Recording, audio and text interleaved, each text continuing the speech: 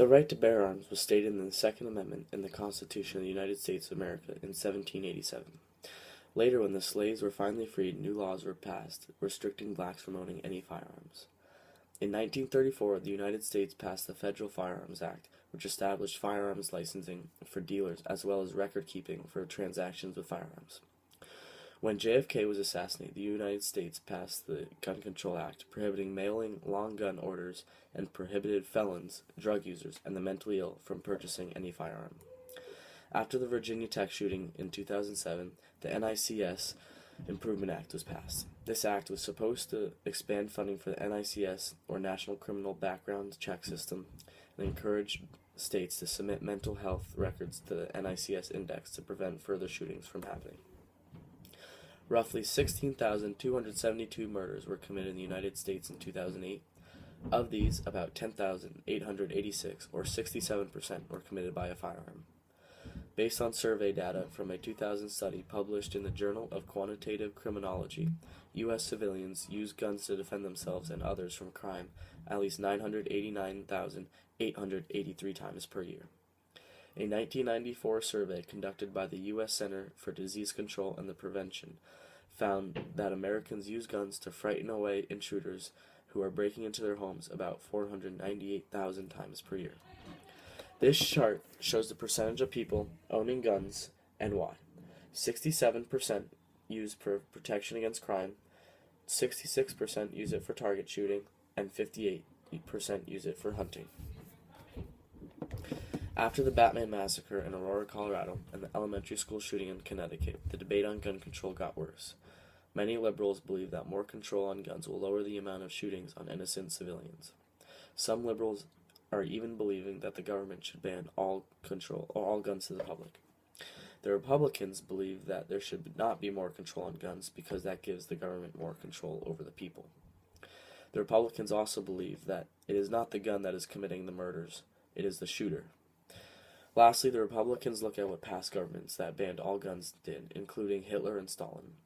These governments banned all guns to the public and then killed millions of defenseless civilians. This issue affects many people all around the country.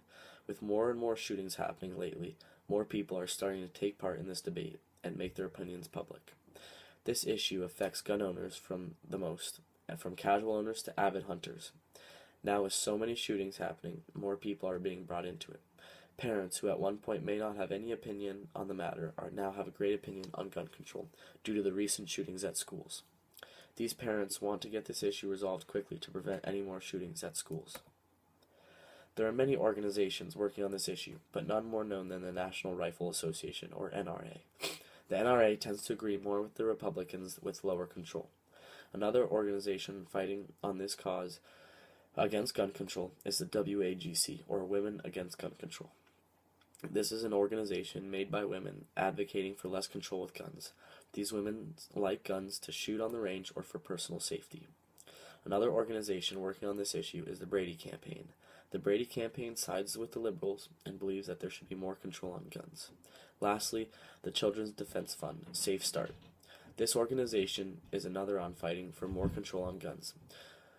They believe that children should not be raised around firearms and that the government should put more control on guns. Both the Brady Campaign and the Children's Defense Fund play big roles in trying to ban guns across America. For this issue to be resolved, there are a couple different solutions that could happen. Keep the Gun Control Act and enforce it, along with making every state submit mental health records to the NICS. The NICS can then target those with mental disabilities and ban them from ever buying a firearm. This will help with the Gun Control Act by preventing more mentally ill people, no matter how ill they are, from buying guns.